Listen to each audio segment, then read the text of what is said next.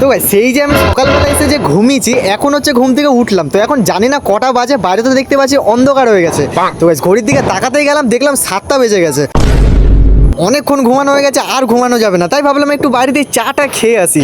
তাই চান টান করে ফটাফট রেডি হয়ে বেরিয়ে পড়লাম হচ্ছে গোবরের খাটালের এখানে।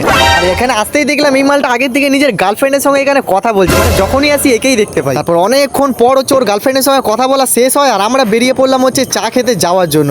আর সাইকেল নিয়ে বেরিয়েছি গাইজ, আজকে আর কোনো বাইক স্কুটি না। সবসময় বাইক স্কুটিতে যাওয়া সম্ভব না, নাহলে তো বুঝতেই পারছো তেল ভরতে ভরতে আমরা নিজেরাই পুরো ভিখারি হয়ে যাবো। তাই দুজন মিলে গল্প করতে করতে আমরা চলে আসলাম হচ্ছে একটা চায়ের দোকানে। আর দোকানের মধ্যে এসে গাইজ দুটো চা নিলাম আর বসে পড়লাম। আর বসে বসে কথা বলতে লাগছিলাম যে কে কোন বাইক কিনবে। ও বলছে আমি MT-15 কিনবো, আমি বললাম আমি R15 কিনবো। আর দুজনের কাছে কত টাকা আছে সেটা একবার শুনবে। ওর ব্যাংকে হচ্ছে 20 টাকা, আমার ব্যাংকে হচ্ছে 25 টাকা। মানে আমি ওর কাছে 5 টাকা তো আমার কাছে বেশি আছে। বাইক কেনা কিনে নিয়ে অনেকক্ষণ ডিসকাস হয়ে গেছে। এবার আমাদেরকে হচ্ছে তাড়াতাড়ি করে বাড়ি যেতে হবে, কারণ পোষণের হচ্ছে খুব জোরে পায়খানা লেগেছে। জোরে জোরে সাইকেল চালাচ্ছিলাম। তো ভাই 100 কিলোমিটার ঘন্টার স্পিডে সাইকেল চালানোর পর আমরা চলে এসেছি আমাদের গোবরের খাটালের এখানে। আর পোষের মালটা হচ্ছে এখন গেছে হাঁকতে। তো দেখতে পাচ্ছ গাইজ আমি পুরো একদম ঘেমে টেমে গেছি। তো ভিডিওটা আজকে এই পর্যন্ত। ভিডিওটা আর বড় করবো না, ভালো লাগলে লাইক কমেন্ট শেয়ার সাবস্ক্রাইব সব করবে।